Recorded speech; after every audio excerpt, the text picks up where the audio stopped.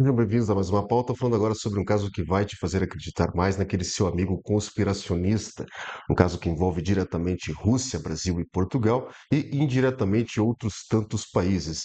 E é digno de um roteiro de Stephen King, tá?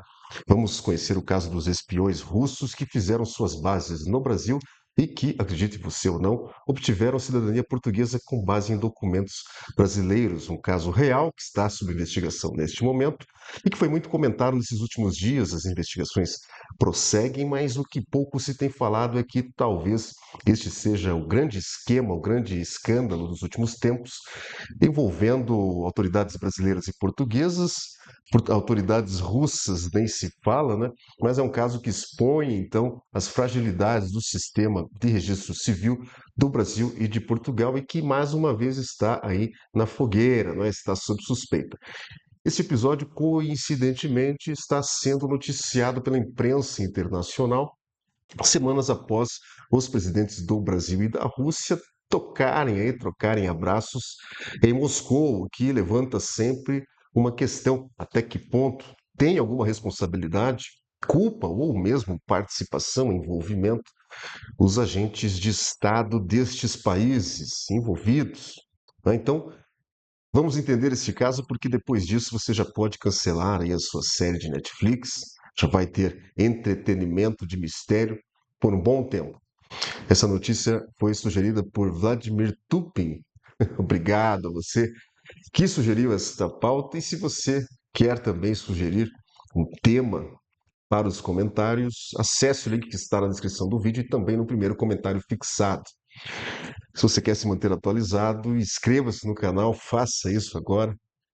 Faça parte dos primeiros inscritos no canal e, claro, deixe o seu like e o comentário. Venha comigo. Vamos conversar sobre isso, porque hoje eu vou conseguir o teu comentário. Então, as notícias dão conta de que dois espiões russos se infiltraram no Ocidente, fazendo uso aí das fragilidades dos sistemas de registro civil do Brasil e de Portugal. Então, o Vladimir Danilov e a Ekaterina Danilova, agentes altamente treinados da chamada categoria das lendas, os espiões que constroem identidades falsas ao longo de anos ou décadas para viverem aí como cidadãos comuns. Os dois assumiram identidades brasileiras, se casaram e se estabeleceram como um casal comum. Manuel Pereira e Adriana Pereira.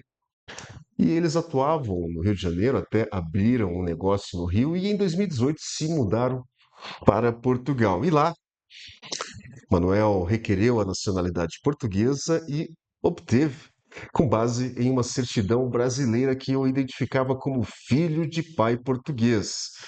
Vocês se lembram daquele caso em que o Tribunal da Relação decidiu, em acórdão uniformizador, o STJ, aliás, que a escritura pública brasileira de reconhecimento de paternidade não poderia ser revista e homologada em Portugal via ação de revisão?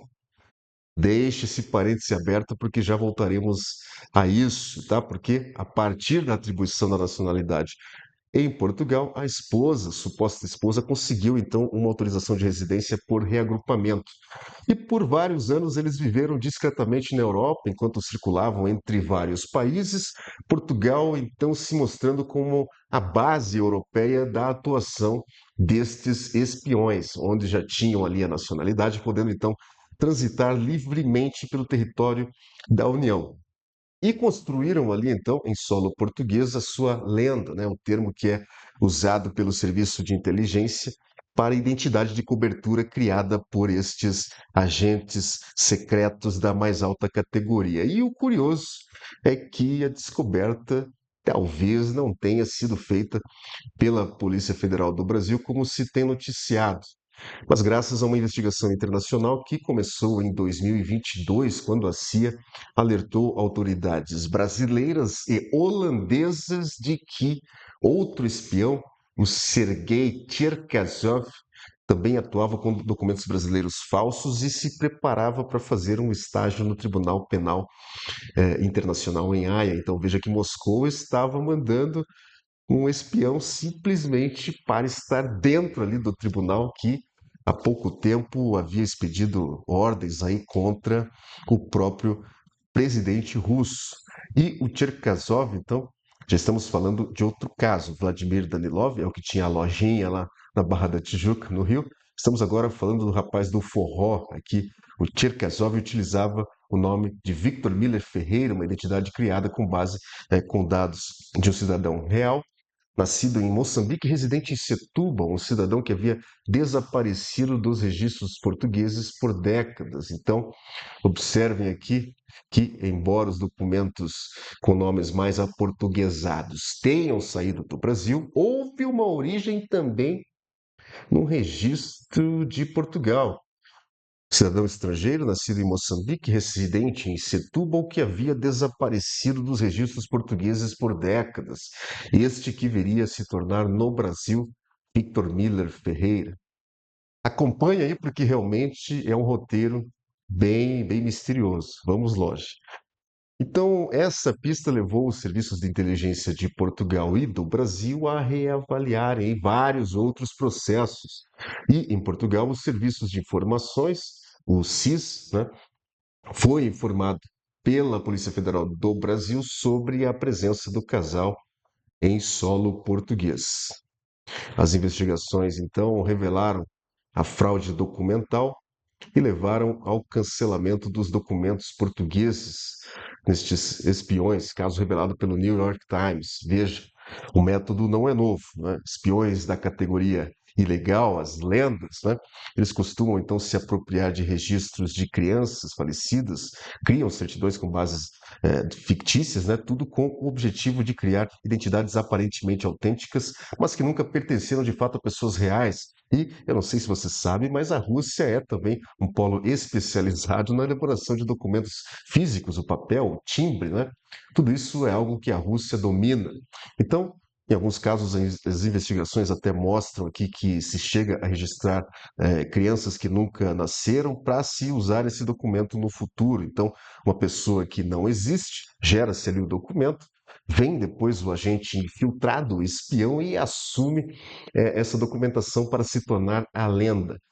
É um caso, então, que levanta várias e várias questões, poderíamos debater várias vertentes destes fatos, mas o que eu trago aqui para vocês à discussão hoje é que ele expõe a vulnerabilidade do sistema de registro civil, sobretudo quando se trata do registro tardio de nascimento, né? Então, no Brasil, nós temos o artigo 480 do provimento 149 de 2023 do CNJ, que vai acabar permitindo o registro com base em um requerimento e uma declaração de testemunhas. Este modelo, claro, ele garante direitos, é uma questão de inclusão, direitos de pessoas que não têm uma identidade, é uma medida inclusiva, então, mas é também, como se está vendo, uma porta aberta para fraudes altamente sofisticadas, né?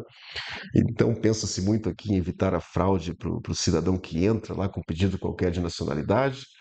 Enquanto isso, aqui, a alta categoria das falsificações envolvendo Rússia, Brasil, Portugal, isso estava acontecendo ou está acontecendo, e as consequências, então, vão muito além do plano administrativo. Então, o caso Cherkasov mostra que esses documentos falsos podem ser utilizados para infiltração em órgãos internacionais de justiça, como é o caso do TPI. Em Portugal, nós tivemos o exemplo conhecido recentemente aí da concessão da cidadania muito controversa ao Roman Abramovich, bilionário russo que obteve a nacionalidade portuguesa por via sefardita em tempo recorde, né? E, embora não tenha havido uma consequência judicial ainda, foi um caso que levantou sérias dúvidas sobre a lisura dos critérios, né, e os critérios utilizados em Portugal pelas autoridades, né, que tramitam os pedidos de nacionalidade. Então, veja que, a partir desse tipo de situação, mais uma vez, se abre caminho para uma possível mudança do entendimento dos tribunais sobre a revisão de sentença estrangeira, sobre a atribuição de nacionalidade e sobre o controle dos registros civis mais antigos. E, nos dois países, as estruturas jurídicas podem passar a adotar uma conduta mais rigorosa, mesmo diante de documentos formalmente válidos. Então, perceba você que aqui não se trata apenas de alterar a legislação, né? Alterar a legislação, prejudicar muitos por conta de poucos, né, por conta de espiões, mas mais que alterar uma legislação sobre registro civil no Brasil e em Portugal, é preciso, então, o caso mostra, né, que é preciso fazer um verdadeiro pente fino nas autoridades públicas, nos serviços relacionados aos registros no Brasil e em Portugal, e é preciso alterar, quem sabe, aí, o controle sobre os atos praticados nestes processos, porque sim, você pode pensar, agentes russos então burlaram o sistema do Brasil e de Portugal, mas se você caminhar por uma teoria da conspiração ainda mais profunda, você pode se perguntar: será que aqueles que estão tramitando estes processos no Brasil e em Portugal e em outros países, quem sabe, dentre as pessoas que tramitam estes registros, nacionalidades no Brasil, em Portugal e etc., será que não há ali já espiões? Será que o sistema já não está eventualmente dominado, né? Algo a se perguntar, uma pulga atrás da orelha, né? Porque o timing também não é pior. Enquanto estas revelações se espalham pela imprensa internacional, o presidente Lula aperta a mão de Vladimir Putin em Moscou, em meio à guerra da Ucrânia, e os escândalos de espionagem vêm por aí. Então, isto fragiliza a posição brasileira no cenário internacional e lança dúvidas sobre a exposição do país a interesses estrangeiros. A verdade é que legislações muito abertas não são o único problema, né? O real risco, penso eu, está na falta de controle interno sobre quem opera essas estruturas e quais são os interesses, né? Quem manda naqueles que operam essas estruturas, porque, como eu disse, quem garante que o próprio agente responsável pelo registro não seja ele próprio um infiltrado? Este não é o primeiro caso, né? A peneira aí precisa ser passada, quem sabe uma fiscalização contínua, uma auditoria muito séria, uma rastreabilidade relativa aí aos processos mais sensíveis. Você sabe que há uma legislação internacional no âmbito da Conferência de Haia, no âmbito da União Europeia, sobre registro civil. Então, este é um caso emblemático e certamente vai refletir nos debates legislativos, seja no Parlamento Europeu, no Congresso do Brasil e no Parlamento Português na próxima legislatura. E com razão, né? Muito mais grave do que você ter ali um cidadão que obteve uma residência, uma nacionalidade para morar no país apenas, sem alguma intenção maior, mais grave que isso